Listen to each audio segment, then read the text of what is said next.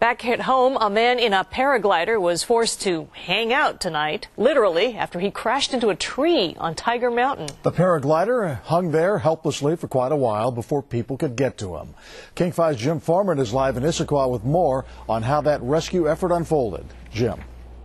Yeah, behind me, Dennis, is the landing pad where the paragliders land. This is where Gary Wilson should have wound up after his flight today. Instead, he wound up in the trees.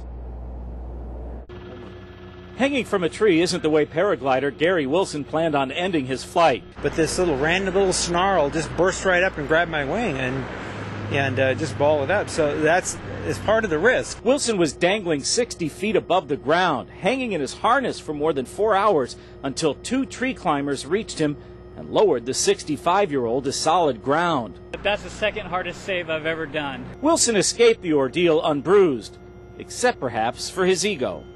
I was thankful I was hanging from a tree instead of falling down between the trees. While not a common occurrence, people do wind up in the trees several times a year.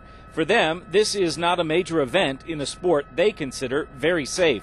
We've never had a fatality at Tiger, and there are probably 15,000 flights a year off this mountain. Still, the sight of a man hanging from a tree is going to draw attention. Wilson spent hours waiting for his rescuer, what they call a tree climber. Someone who does just that, climbs the tree and brings you down.